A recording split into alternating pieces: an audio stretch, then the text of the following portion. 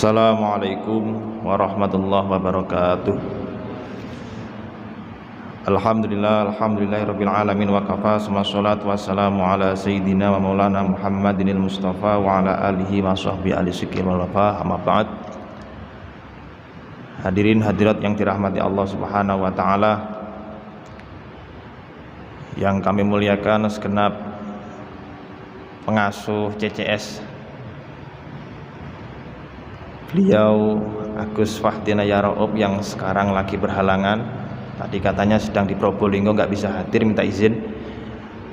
Kemudian segenap takmir Masjid Stono Gedong, ada Gus Nizar tadi yang memimpin terhadap istighosah. Dan teman-teman hadirin hadirat yang dirahmati Allah Subhanahu wa taala, alhamdulillah pada siang hari ini kita dapat berkumpul di sini dalam keadaan sehat walafiat. Semoga di perkumpulan ini Allah Subhanahu wa taala senantiasa melimpahkan keberkahan kepada kita semua. Amin amin ya rabbal alamin. Hadirin hadirat yang dirahmati Allah Subhanahu wa taala, tadi disampaikan temanya niku dukun apa nggih? Percaya dukun nggih. Kemarin saya di WA sama Cak Raub, nanti sampean temanya percaya kepada dukun hukumnya bagaimana, syirik atau tidak. Beliau requestnya seperti itu, saya juga ikut saja karena saya santri Lirboyo ya, kalau didhawuhi oleh Gusnya ya sam'an wa ta'atan, nggih gitu saja. Akhirnya bisa nggak bisa ya harus saya sampaikan. Semoga nanti yang menjadi pemaparan dari saya bisa bermanfaat untuk saya sendiri dan mungkin untuk panjenengan semuanya nggih. Amin amin ya rabbal alamin. Hadirin hadirat yang dirahmati Allah Subhanahu wa taala, kita mulai masuk di dalam pembahasan terkait masalah sihir. Tadi malam saya mencatat beberapa hal yang perlu saya sampaikan terkait masalah sihir. Karena ini kalau kita tidak memahami secara komprehensif, secara utuh, khawatir akan salah pemahaman. Dikhawatirkan nanti perkara yang seharusnya itu boleh menjadi tidak boleh, perkara yang seharusnya tidak boleh menjadi boleh. Berarti kalau di kitab itu dibahasakan tahlilu tahrim nggak boleh, menghalalkan perkara haram itu nggak boleh, tahrimu tahlil juga nggak boleh, mengharamkan perkara halal nggak boleh. Sebagaimana disampaikan di dalam Mirqatus Su'ud, sarahnya Sulam Taufik kan demikian. Nah, di dalam persoalan masalah sihir ini yang harus kita ketahui pertama adalah terkait masalah pengertian dulu. Sebenarnya dukun itu seperti apa dan apa? Ini kalau saya temukan di beberapa kitab-kitab salaf, dukun itu min ba'di atau min anwa'is sihri atau min anwa'is sahir, sebagian dari macam-macamnya sahir. Itu kalau di dalam kitab-kitab salaf. Nah, sahir itu adalah seseorang yang melakukan pekerjaan sihir. Maka kita harus mengetahui dulu apa yang dikehendaki dengan sihir itu, apa takrifnya sihir. Saya mengutip di dalam kitab Al-Qulyubi, sarahnya Al-Mahalli itu, sarahnya Kanzur Raghibin itu dikatakan bahwa kalau secara bahasa sihir itu adalah sarfu syai'i an wajihi, yakni memalingkan sesuatu dari jalan semestinya. Memalingkan sesuatu dari jalan semestinya. Semestinya jalannya ini seperti ini, akhirnya dibelokkan menjadi jalan yang lain. Itu kalau secara bahasa. Tapi kalau kita melihat definisi sihir secara istilah atau secara syaraknya, beliau Al-Qulyubi menyampaikan muzawalatun nufus al-khabithah bi aqwalin wa af'alin liyang sya'anha umurun khariqun lil 'adah. Jadi kalau saya simpulkan apa yang disampaikan oleh Al-Qulyubi di dalam Syarah Al-Mahalli itu, bahwa sihir secara istilah atau secara syara itu adalah seseorang yang mempraktekkan atau sebuah praktek tercela, baik dengan menggunakan ucapan, pekerjaan, ataupun selainnya, supaya muncul perkara-perkara yang tidak sesuai dengan adatnya, atau umurun yang khariqun lil adah, perkara-perkara yang khariqun lil adah. Saya contohkan sing umurun khariqun lil adah itu seperti dulu di zaman Nabi Musa ada penyihir-penyihir yang melemparkan kayu kemudian menjadi ular. Itu kan berarti perkara-perkara yang khariqun lil adah, perkara-perkara yang tidak biasa. Ini semisal aqua saya lemparkan kemudian menjadi ular semisal, itu berarti umurun khariqun lil adah, perkara yang tidak biasa terjadi atau di luar nalar akal kita. Itu definisi dari sihir.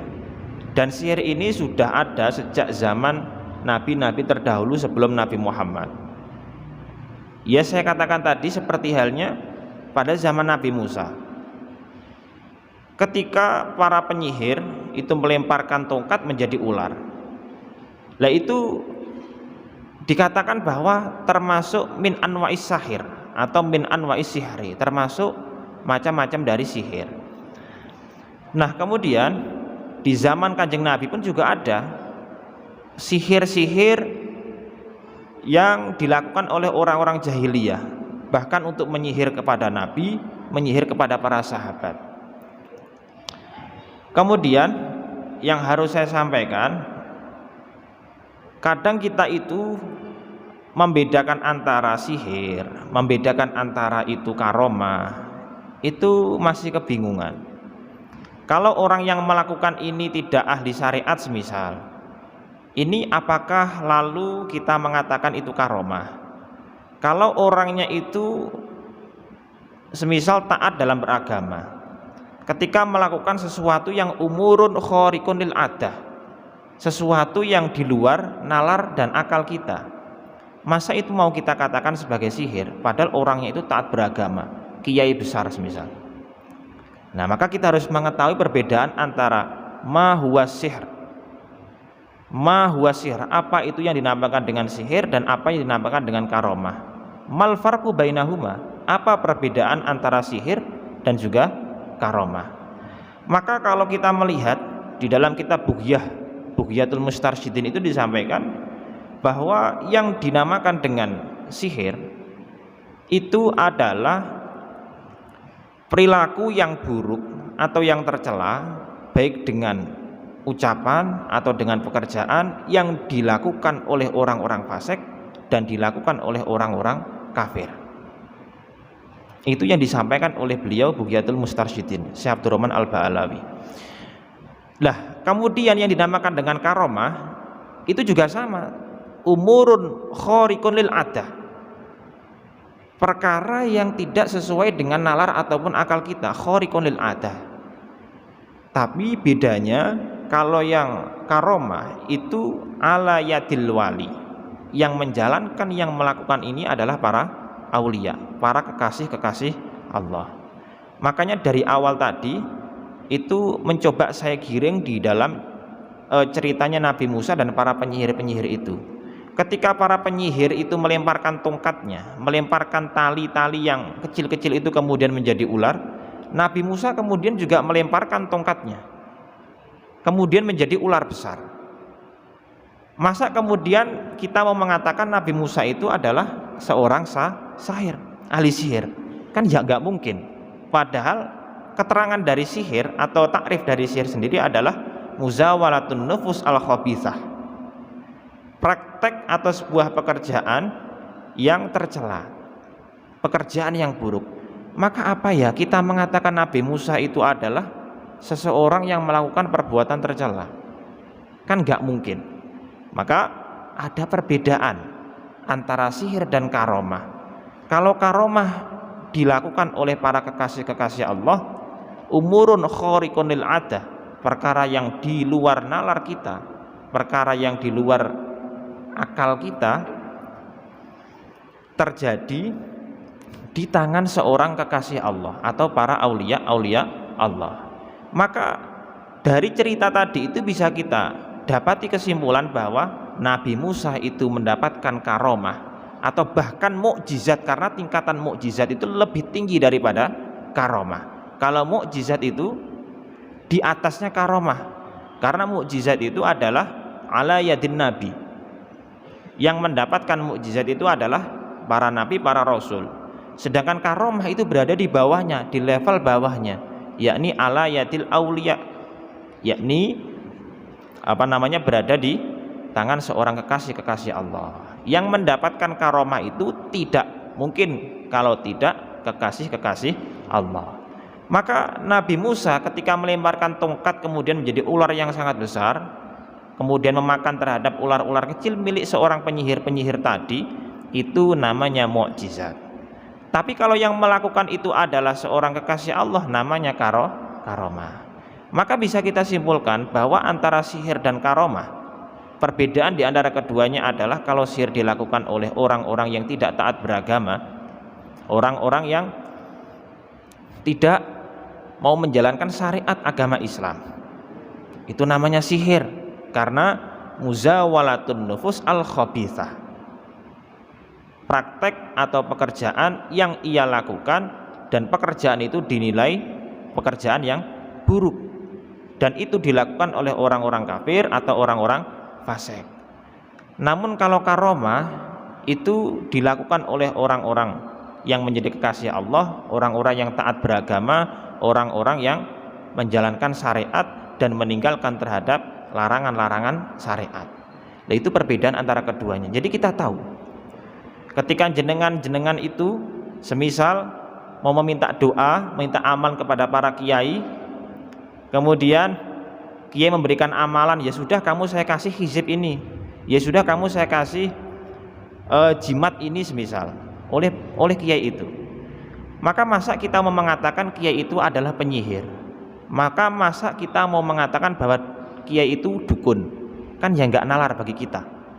Karena beliau adalah kekasih dari Allah, beliau adalah aulia yang menjadi kekasih Allah, di mana beliau itu adalah ahli dan taat di dalam beragama.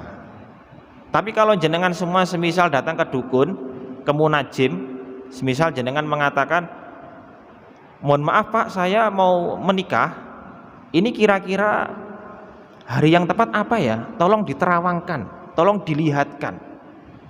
Oh, sampean gak oleh rabi dino Rebo, kamu gak boleh nikah hari Rabu, karena Rabu seperti ini. Nah, itu merupakan munajim, terawangan. Kalau kita sampai meyakini terhadap keberadaan itu bisa fatal akibatnya, bisa syirik. Nah, itu perbedaan di antara keduanya demikian. Maka kalau kita datang kepada kiai, semisal kepada Mbah Yai, minta doa, minta amalan supaya rezekinya lancar, meminta agar hidupnya berkah, dikasih jimat, semisal anaknya kejinan, semisal minta jimat, minta air yang diasmai, ya kan, kepada para kiai yang taat beragama, kepada kiai yang ahli menjalankan syariat, maka itu bukan dikatakan sebagai penyihir atau sahir, tapi dikatakan sebagai aulia, kekasihnya Allah. Beliau adalah kekasihnya Allah yang mendapatkan karomah sehingga bisa melakukan hal-hal yang dinilai khariqun lil ada. Kira-kira bisa difahami niki nggih? Niki perbedaan antara keduanya ngoten niku. Terus kemudian kita berbicara terkait masalah hukum. Kalau kita berbicara masalah hukum, dulu itu ada sahabat yang bertanya kepada Kanjeng Nabi, wahai Kanjeng Nabi, wahai Rasulullah, saya itu dulu pada waktu jahiliyah, saya itu suka melafalkan mantra-mantra kuno. Kemudian Islam datang. Ini kira-kira menurut panjenengan bagaimana, Kanjeng Nabi? A'ridu alayya ruqakum. Disampaikan demikian, la ba'sa birruqa malam yakun fi syirkun, kata Nabi. Jadi coba lafalkan, apa kira-kira mantramu? Mantra pada masa jahiliyah yang kamu lakukan, kira-kira apa? kemudian diucapkan oleh sahabat itu, dan Kanjeng Nabi kemudian mendengarkan, oh ya sudah, nggak apa-apa, karena muatan dari mantra-mantra yang kamu baca itu tidak ada muatan syirkun atau muatan syirik kepada Allah, syirik kepada Rasulullah. Ya sudah, nggak apa-apa. Itu ada di dalam hadis demikian. Maka kemudian di dalam hukum untuk masalah sihir, hukum sihir, melakukan pekerjaan sihir, menurut qaul yang kuat itu hukumnya haram. Kenapa kok haram? Karena mudirrun lil ghair, karena dapat membahayakan kepada orang lain. Jadi sihir itu yang menjadi zatiyahnya atau pondasi utama itu adalah mudirrun lil ghair, membahayakan terhadap orang lain. Adapun nanti ketika kok ini dapat menyelamatkan terhadap akhul muslim, semisal menyelamatkan terhadap saudara kita muslim, semisal ada seseorang yang disihir oleh orang lain, ada seseorang muslim disihir oleh orang lain. Lah ini kemudian delalah, ini nggak bisa diobati kecuali dengan sihir lagi.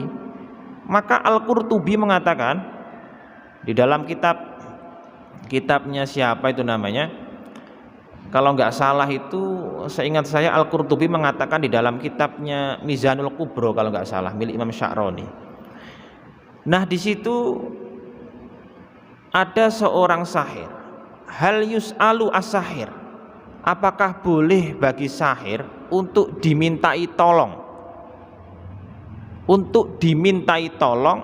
mengobati orang lain yang terkena sihir? Maka menurut Al-Qurtubi itu diperbolehkan, karena ini mengandung manfaat dan mengandung kemaslahatan kepada saudara kita sesama muslim yang terkena sihir. Tapi untuk melakukan sihir, menurut qaul yang muktamad, yang kuat itu hukumnya haram. Akan tetapi ketika kok ada kemanfaatan yang demikian itu, maka diperbolehkan. Ini adapun yang disampaikan oleh beliau demikian.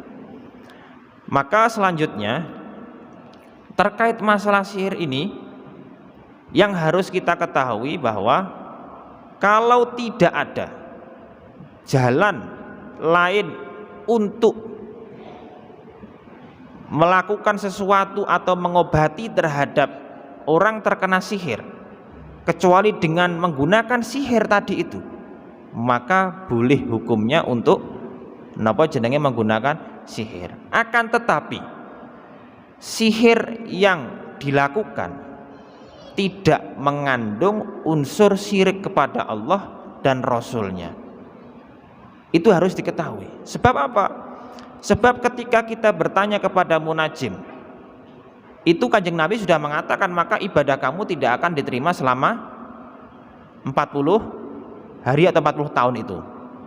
Kan seperti itu, 40 hari atau 40 tahun itu ya. Jadi Kanjeng Nabi itu sudah mengatakan demikian. Maka ketika kita percaya kepada munajim, kita meminta bantuan kepada munajim, orang yang pinter di dalam terawangan. Lah ini ketika kita meyakini bahaya ini, ini bisa menjadikan kita syirik dan sholat kita itu tidak akan diterima. Artinya apa? Pahala yang kita lakukan, sholat yang kita lakukan itu tidak ada thawabnya sama sekali, tidak ada pahalanya sama sekali. Maka untuk kita semisal dalam kondisi yang terjepit, hanya itu satu-satunya yang bisa mengobati terhadap semisal saudara kita atau keluarga kita yang sakit terkena sihir, maka ya tidak masalah. Yang terpenting kita nggak meyakini bahwa yang menyembuhkan itu adalah dukun tersebut atau penyihir tersebut. Yang menyembuhkan adalah Allah. Kalau kita meyakini dia yang menyembuhkan, maka jelas itu termasuk pekerjaan yang kufur dan menjadikan syirik kepada Allah. Kira-kira seperti itu. Kemudian yang harus kita ketahui lagi terkait masalah ini adalah untuk mempelajari ilmu sihir. Lah mempelajari ilmu sihir ini bagaimana? Ulama juga ada beberapa pendapat. Ada yang mengatakan belajar ilmu sihir, zatiyah ilmu sendiri itu merupakan perkara yang baik, tidak dicela oleh agama, maka hukumnya boleh saja. Belajar ilmu sihir karena melihat zatiyah ilmunya, karena melihat ilmu bahwasanya kita intinya itu belajar, mengetahui ilmu sihir tujuannya adalah belajar, ini tidak masalah. Yang menjadikan masalah itu amalnya ketika kita melakukan terhadap pekerjaan menyihir kepada orang lain, itu yang diharamkan. Ini menurut sebagian ulama mengatakan demikian. Tapi ketika kok nanti tujuannya adalah untuk, semisal saya mempelajari ilmu sihir, tujuannya adalah untuk mengetahui sebenarnya ilmu sihir itu sebagaimana, agar saya mengetahui perbedaan antara karomah, mukjizat dan sihir, tidak masalah, itu malah diperbolehkan. Tujuannya agar kita mengetahui, oh yang ini namanya sihir, oh yang ini namanya mukjizat, oh yang ini namanya karomah, itu tidak masalah, malah boleh dilakukan, malah lebih dianjurkan karena tujuannya baik. Atau semisal saya belajar ilmu sihir, tujuannya adalah agar orang-orang yang mau menyihir kepada saya atau saudara saya yang muslim, itu saya dan keluarga saya bisa mencari benteng atau perlindungan, maka itu juga diperbolehkan. Itu hukum mempelajari terhadap ilmu sihir. Saya kira itu yang disampaikan oleh para ulama terkait masalah sihir. Adapun kesimpulannya yang disampaikan oleh para ulama itu bahwa satu, belajar ilmu sihir hukumnya menurut sebagian pendapat mengatakan boleh karena melihat zatiyah belajar itu memang tidak dicela. Kemudian mempraktekkan terhadap ilmu sihir itu menurut qaul yang lebih kuat hukumnya haram. Kenapa kok haram? Karena zatiyahnya itu adalah mudirrun lil ghair, membahayakan kepada orang lain. Tapi ketika kok nanti itu ada kemanfaatan yang kembali kepada kita atau kepada orang lain, maka tidak dipermasalahkan. Syaratnya tidak mengandung kesyirikan kepada Allah. Kemudian ulama juga menambahkan satu lagi, oh ini kalau dilakukan dengan ayat-ayat Al-Quran, dengan kalam-kalam yang baik, maka hukumnya juga tidak dipermasalahkan. Menurut ulama demikian. Kemudian yang selanjutnya, bagaimana kita mempercayai dukun? Mempercayai terhadap dukun hukumnya tidak diperbolehkan, hukumnya haram sampai bisa menyebabkan terhadap kesyirikan. Sebab kita mempercayai terhadap dampak atau seseorang makhluk yang kita anggap dapat memberikan taksir atau dapat memberikan dampak kepada kita. Semisal saya contohkan, kalau kita berobat di rumah sakit, maka yang menyembuhkan itu obat itu dokter atau Gusti Allah. Tetap Allah Subhanahu wa taala yang menyembuhkan. Kalau kita meyakini yang menyembuhkan kita adalah dokternya, yang menyembuhkan kita adalah obatnya, itu enggak boleh. Berarti kita itu meyakini kepada atau mempercayai iktikad kita kepada makhluk, enggak boleh. Itu bisa menyebabkan kita kufur, syirik. Maka obat atau dokter itu hanya sebagai wasilah saja, hanya sebagai wasilah saja. Yang kita percaya kepada Allah Subhanahu wa taala, kita tetap yakin kepada Allah Subhanahu wa taala bahwa lewat lantaran obat atau dokter kita bisa sembuh, tapi yang menyembuhkan adalah Allah Subhanahu wa taala. Semisal saya contohkan, ketika saya bawa pisau kemudian saya goreskan kepada tubuh, maka yang menjadikan tubuh saya sakit itu bukan karena pisaunya, tapi karena Allah Subhanahu wa taala menjadikan tubuh saya sakit dengan sebab tergores oleh pisau. Api yang bisa terbakar, yaitu bukan karena apinya yang membakar. Api itu hanya sebagai lantaran untuk membakar terhadap sesuatu, tapi yang membakar sejatinya adalah Allah Subhanahu wa taala. Itu i'tiqad yang disampaikan oleh Ahlussunnah wal Jamaah demikian. Pun saya kira demikian. Nanti kalau memang ada pertanyaan bisa ditampung, dan kalau bisa saya jawab maka nanti ya saya jawab. Saya kira ngoten nggih. Kurang lebihnya kami mohon maaf. Assalamualaikum warahmatullahi wabarakatuh. Sing nomor setunggal riyen nggih. Niku sakjane mau sampun dipun sindir di awal-awal bahwa Kanjeng Nabi itu pernah didatangi oleh para sahabat atau salah satu sahabat yang bertanya terkait masalah sahabat tersebut yang pada masa jahiliyah itu masih sering melantunkan mantra-mantra kuno. Di dalam hadis itu disampaikan seperti ini, kunna narki fil jahiliyah fakulna ya Rasulullah kaifa tara fi dzalik. Mohon maaf Rasulullah, saya itu seseorang yang masih melantunkan mantra-mantra pada masa jahiliyah. Kemudian menurut panjenengan bagaimana wahai Rasulullah? Kemudian beliau berkata, a'ridu alayya ruqakum la ba'sa birruqa malam yakun fi syirkun.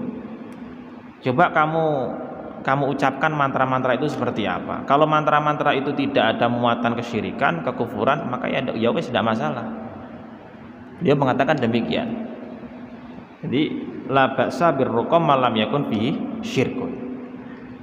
Tidak mempermasalahkan beliau atau tidak bahaya untuk mengucapkan mantra-mantra yang di dalamnya tidak ada muatan kesyirikan atau kekufuran, asalkan ketika melakukan hal demikian tidak sampai meyakini bahwa yang memberikan dampak atau yang menjadikan hal baik tersebut itu bukan mantra tersebut, tapi tetap kita meyakini bahwa yang memberikan dampak itu adalah Allah Subhanahu wa ta'ala. Kemudian di dalam kitab Asy-Syarwani juga disampaikan bahwa Sayyid Umar itu mengatakan wala ba'sa bihalli sihri bi syai'in minal qur'ani wa dzikri wal kalamil mubah.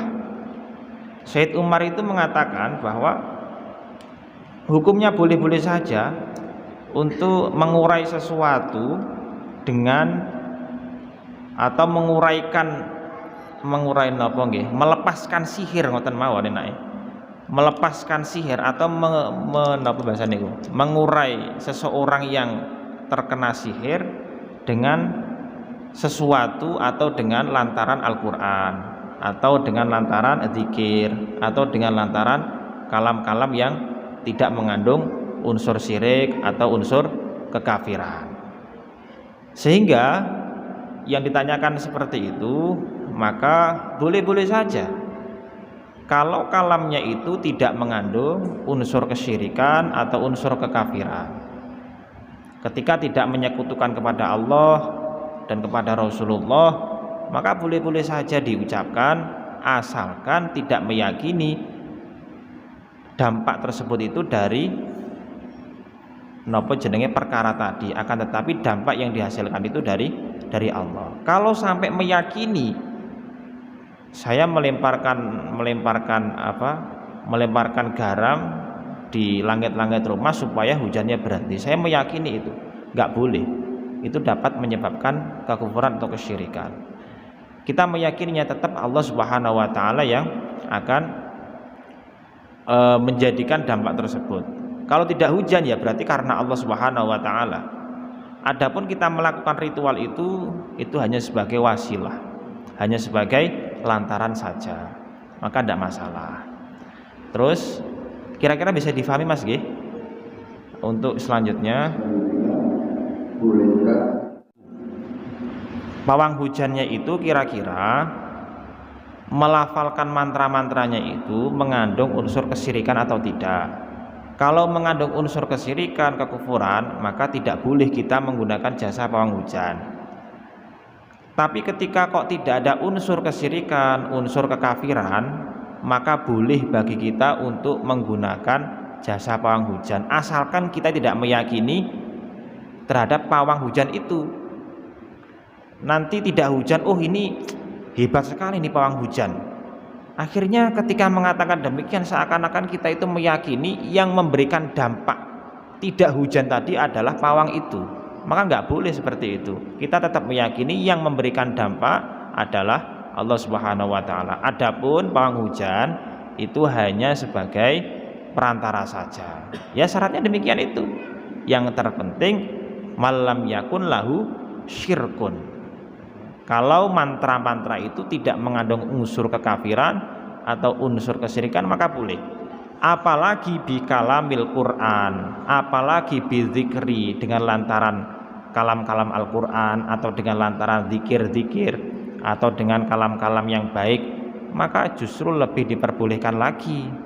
Seperti halnya kalau kita membaca kitab Syamsul Ma'arif itu, ya kan, karangannya para ulama. Di situ kitab-kitab hikmah disampaikan, kitab Ad-Dairabi, Mamba'u Usul Hikmah itu juga sama, kitab-kitab yang menjelaskan tentang hikmah-hikmah atau ilmu hikmah, ilmu sirri. Ya seperti halnya cara mengobati orang sakit yang seperti ini maka bagaimana, doanya seperti apa, ritualnya seperti apa. Itu karya dari para ulama besar. Maka walaupun itu demikian, tetap kita itu tidak boleh meyakini karena amalan kita itu yang menjadikan kita itu sembuh dari penyakit semisal demikian. Yang kita yakini tetap bahwa yang memberikan kesembuhan itu hanya Allah Subhanahu wa taala. Adapun amalan-amalan seperti tadi itu hanya sebagai wasilah atau lantaran kita bisa disembuhkan oleh Allah Subhanahu wa taala. Itu saya kira kalau nggak tahu ada dilalahnya, karena nggak mungkin nggih dibatuin niku enten label halal enten label haram nggih mboten mungkin gitu. Nah maka bagaimana kita itu mengetahui ada dilalahnya, ada korenahnya, kira-kira pawang itu sholat apa gak, kira-kira pawang niku sregep nglakoni syariat napa mboten, kira-kira pas poso niku sering mokel napa mboten, kira-kira sregep jamaah mboten, sregep nglakoni syariat mboten, carane enten larangan teko Gusti Allah dilanggar napa mboten. Itu merupakan korinah yang bisa kita ketahui, kan gitu. Sebab itu zahir bagi kita, yang enggak zahir kita enggak tahu. Maka kita bisa boleh menyewa jasa para pawang hujan iku ya harus dengan korinah itu. Wah iki wonge kok gak patek sregep salat ngene, gek sing diwaca engko justru perkara-perkara yang mengandung kesyirikan, kan nggih repot. Nah, lah kita bisa mengetahui bagaimana ya ghalibun nas. Umumnya manusia itu kan tahu, tangga-tangganya mereka kan tahu keadaan dia seperti apa. Lah ini demikian caranya, karena nggak mungkin kita melihat karena nggak ada label halal haramnya di sana. Nah, maka dengan cara-cara demikian itu media tanah seperti halnya tanah kuburan, tapi dengan doa-doa ngoten Bu nggih, enten doa-doa yang bikalamil Al-Qur'an atau dengan disertai teks-teks yang ada di dalam Al-Qur'an niku mboten napa-napa. Nggih niku wau tetap intinya niku wau. Sing penting malam yatadamman lahu syirkun. Yang terpenting tidak memuat unsur kesyirikan. Dalam arti apa? Mantra yang dibaca tidak ada unsur kesyirikan, kita tidak meyakini terhadap mantra tersebut atau tanah yang dipakai untuk ritual tadi itu. Andaikan sudah memenuhi syarat-syarat tersebut ya sudah, tidak masalah. Lawang sahabat saja ketika tanya kepada Kanjeng Nabi masih melantunkan mantra-mantra pada masa jahiliyah, Kanjeng Nabi diam saja, tidak masalah, tidak mempermasalahkan. Yang terpenting malam yatadamman lahu syirkun, yang terpenting tidak ada muatan unsur kesyirikan. Nah, unsur kesyirikan itu ya bisa kita petak-petakkan menjadi satu. Unsur kesyirikan yang ada pada mantranya itu jelas. Kemudian bagi kita yang meminta, kalau kita meminta meyakini dia, ya sudah, itu nggak boleh. Atau kemudian kita bisa melihat pekerjaannya itu kira-kira sampai memuja dan mengkultuskan terhadap itu atau tidak. Kalau sampai memuja dan mengkultuskan terhadap hal tersebut, maka bisa dikatakan sebagai syirkun. Ini saya kira ngoten mawon. Tapi kalau apalagi tadi itu mengambil tanah kemudian dibacakan ayat-ayat Al-Quran, dibacakan zikir, didoakan, maka saya kira itu tidak masalah, diperbolehkan saja. Yang terpenting kitanya yang meminta bantuan kepada orang tersebut, tidak meyakini dampaknya dari dia, tetap dampaknya dari Allah Subhanahu wa taala. Dene nanti itu akan manjur atau tidak, yaitu urusan Gusti Allah. Jangan sampai nanti kemudian kita lho kok wong iki kok dongane wis kadung ritual koyok ngene ora enek bedane. Lho berarti kita itu kayak meyakini itu yang menjadi penyebabnya, itu yang memberikan dampak. Ya kita harus menata terhadap hati kita agar iman kita itu tetap kepada Allah Subhanahu wa taala kuat. Kita meyakini yang memberikan dampak itu adalah Allah Subhanahu wa taala. Dene nanti perkara itu akan hasil atau tidak, ya namanya ikhtiar. Allah mau mengabulkan atau tidak, ya urusan Allah Subhanahu wa taala. Yang terpenting ikhtiar kita sudah wujud. Kan demikian. Pun ngoten Bu nggih. Itu hanya bahasa nganu nggih, bahasa yang sama sebenarnya, tapi cuma beda bahasa mawon kados sing ngoten nggih.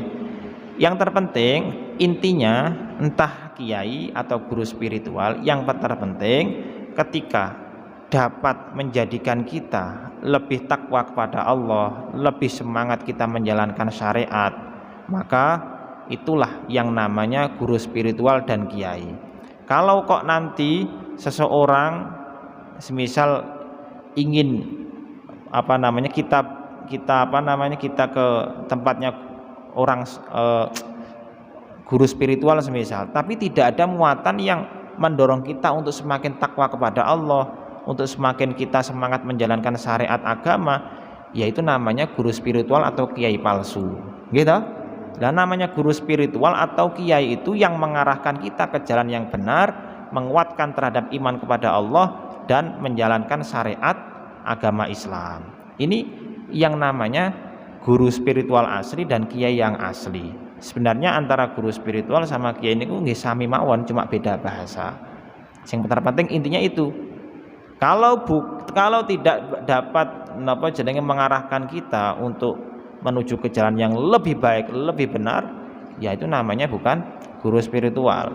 Atau bahkan malah menjerumuskan kita ke jalan kekufuran, ke jalan keburukan. Nah itu bukan guru spiritual, bukan malah mengarahkan kepada kita, malah menjerumuskan. Ngoten Bu nggih. Niki guru spiritual atau guru untuk belajar Bu niki? Oh ngoten nggih.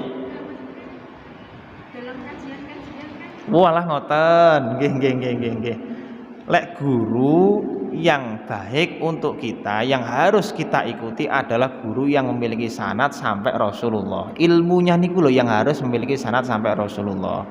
Kalau ilmunya itu tidak memiliki sanad sampai Rasulullah, ya itu berarti guru atau muallim yang palsu. Jangan-jangan mereka malah justru mengarahkan kita kepada jalan keburukan, bukan malah mengarahkan kita kepada jalan kebaikan. Harusnya mereka itu memerintahkan kita untuk melakukan perkara baik, malah justru mereka itu memerintahkan kita ke jalan yang buruk. Karena nggak ada sanadnya. Kayak kita mau belajar Al-Quran, maka harus ada sanadnya. Lah kita tahu bacaan ikhfa bagaimana, bacaan idgham bagaimana, idhar bagaimana, kalau enggak dari guru-guru kita dari mana? Lah guru kita dari gurunya lagi dari gurunya lagi sampai Rasulullah. Kalau enggak ada sanad keilmuannya ya sudah, jangan diikuti. Lah yang jelas-jelas guru memiliki sanad keilmuannya adalah guru-guru yang jebolan dari pondok pesantren seperti halnya pondok pesantren salaf kayak Al-Islah, Lirboyo, kemudian pondok Salafiyah. Itu kan jelas kita melihat figur kiainya, oh ini jebolan pondok pesantren Al-Islah, oh jelas ini Ahlussunnah wal Jamaah, sanad keilmuannya jelas. Oh ini ternyata santri dari pondok pesantren Lirboyo. Kita melihat figur kiainya sudah langsung percaya, oh berarti sanad keilmuannya jelas. Kan demikian, kita bisa melihat seperti itu. Lah, tapi kalau kita melihat nuwun sewu sekali, semisal ada semisal guru yang kemudian mengajarkan ilmu agama tanpa ada sanad keilmuan yang jelas. Semisal ada ustadz semisal yang mengisi kajian, itu ustadz siapa ya? Backgroundnya kita nggak tahu, kemudian kita nggak tahu dia dari mana. Lah itu kita masih sanksikan, apakah nanti itu muatannya justru mengarahkan kita kepada jalur kebaikan atau tidak?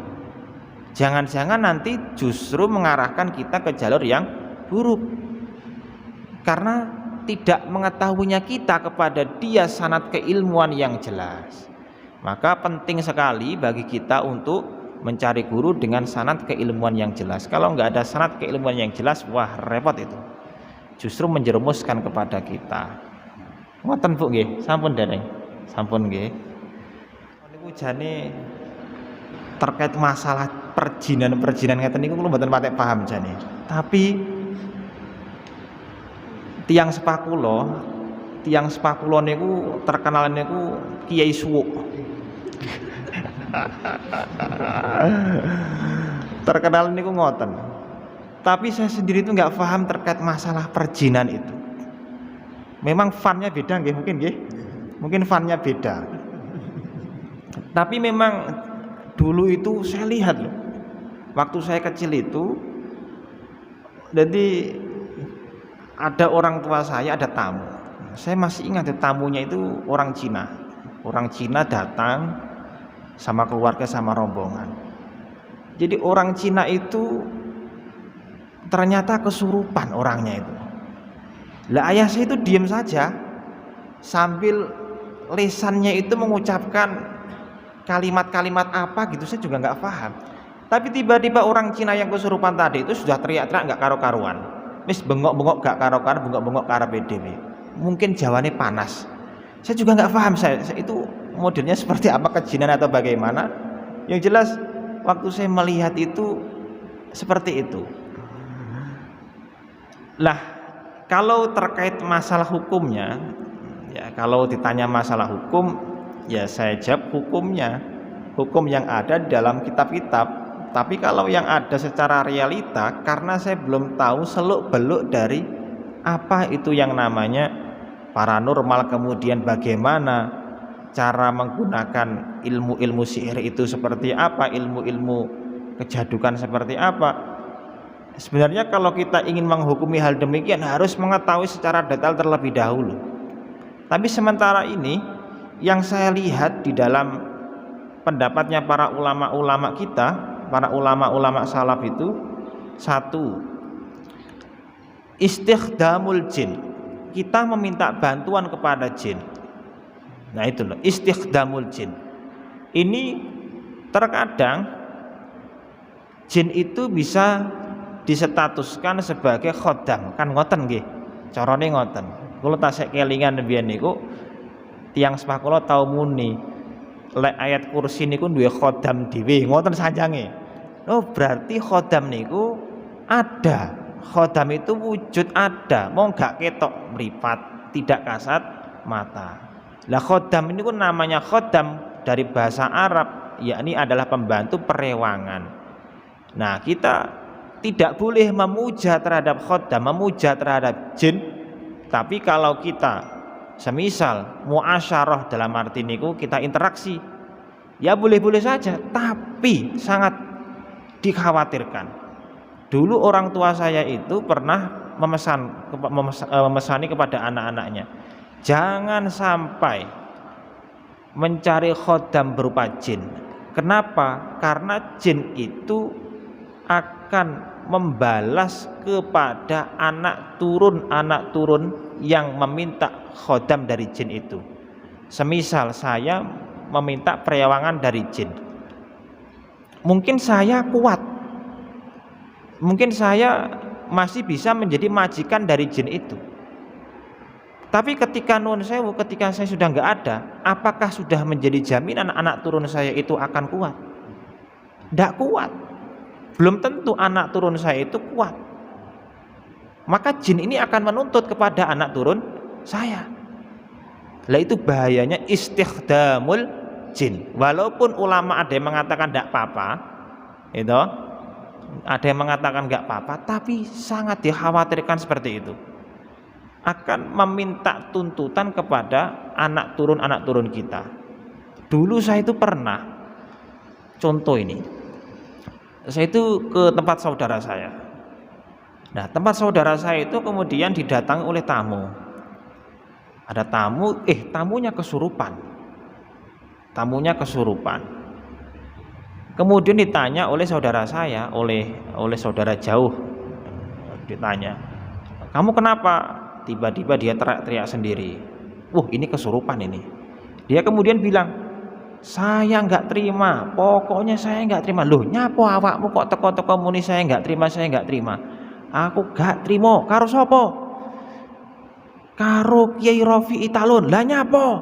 Krana aku digepuki gak karo-karuan. Ngoten. Saya akhirnya yang merinding loh. Nggih mboten. Lah itu menjadikan acuan bagi kita bahwa kalau kita itu berbuat buruk, dalam arti kita itu istikhdamul jin, atau kita itu napa jenenge menyakiti mereka, maka mereka itu akan menuntut balik kepada kita ataupun keluarga kita. Mungkin kita kuat, mungkin saya kuat, tapi anak turun kita belum tentu kuat. Maka bahaya sekali. Maka enggak janggal ketika kok nanti ada ada seseorang yang tiba-tiba mati mendadak, anaknya paranormal kondang tapi delalah anaknya mati mendadak. Itu ya karena seperti itu. Karena ayahnya mungkin istikhdamul jin, kemudian anaknya nggak kuat, gung dibentengi. Maka bahayanya demikian.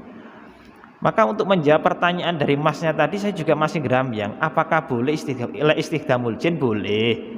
Kalau mempercayainya ya sebagaimana yang saya sampaikan di awal tadi. Ya kita, kalau saya melihat fenomena demikian ya saya lihat saja, karena memang buat hiburan saja gitu. Kalau ada yang semisal di TV, di YouTube itu ada yang mohon maaf itu ya, yang suka ke kuburan-kuburan kemudian mencari dukun-dukun itu ya itu kita lihat sebagai hiburan saja. Ya apakah kita mempercayai? Ya boleh saja mempercayai kalau mereka punya kekuatan yang diberikan oleh Allah Subhanahu wa taala, mungkin dia bisa melakukan hal demikian. Karena di dalam kitab-kitab hikmah itu memang ada tata cara seperti itu. Dulu saya pernah sama ayah saya itu dikasih tahu, kalau kamu itu nanti bisa istiqomah baca ini, kamu nanti bisa melihat alam jin. Seperti itu. Kalau nanti kamu istiqomah baca ini, kamu nanti bisa melihat harta karun yang ada di lautan. Itu ada doa-doanya yang ada di dalam kitab Mamba Usul Hikmah, Samsul Ma'arif. Itu ada memang seperti itu.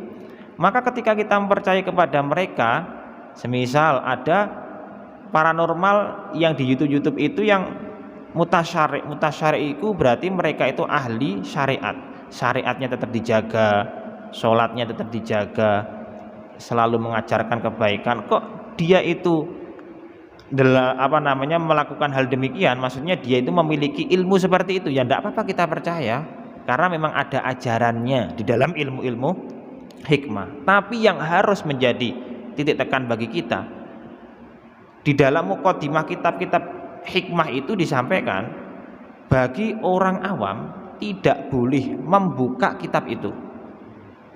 Bahkan dulu Mbah Ahmad Idris Marzuki, oleh Mbah Marzuki belum boleh membuka kitab Samsul Ma'arif. Kok saya tahu? Saya dulu sowan sama ayah saya ke dalamnya Mbah Samsuri di mana itu, di daerah Gringging kalau nggak salah. Beliau berkata, saya dikasih kitab Samsul Ma'arif oleh Mbah Marzuki. Justru malah Mbah Idris Marzuki belum boleh membuka terhadap kitab Samsul Ma'arif. Jadi saya bisa menyimpulkan, satu, kalau memang belum waktunya, kalau kita itu masih belum memahami syariat secara betul, kemudian kita itu belum memahami agama secara benar dan secara komprehensif, secara utuh, jangan sampai kita itu membuka kitab-kitab Mamba Usul Hikmah, kitab Samsul Ma'arif, karena sangat bahaya sekali. Nggak boleh kita membuka kitab itu sebelum kita itu kuat, dibentengi dulu, kita memiliki syariat yang kuat. Nah, jadi Itu saya kira seperti itu. Makanya dulu itu Mbah Marzuki itu ketika memberikan kitab Samsul Ma'arif kepada Mbah Yai Samsuri yang ada di Gringging itu sekarang, karena sekarang insya Allah sudah meninggal kalau nggak salah itu beliau juga melihat porsinya, oh kira-kira kitab ini yang cocok dibuka oleh beliau Mbah Samsuri. Nah itu sangat, maksudnya tidak untuk kalangan seluruh manusia gitu loh, maksud saya itu tidak untuk seluruh orang, ada fannya masing-masing, dan itu syaratnya harus paham syariat secara utuh dan secara betul dulu. Ini yang harus kita ketahui, tidak untuk seluruh orang. Dan ketika kok ingin membuka kitab itu maka harus paham syariat secara utuh. Ya kayak cerita tadi itu, Mbah Marzuki saja tidak memberikan kepada Mbah Yai Ahmad Idris Marzuki, tapi malah memberikan kepada Mbah Yai Syamsuri karena memang fannya beda.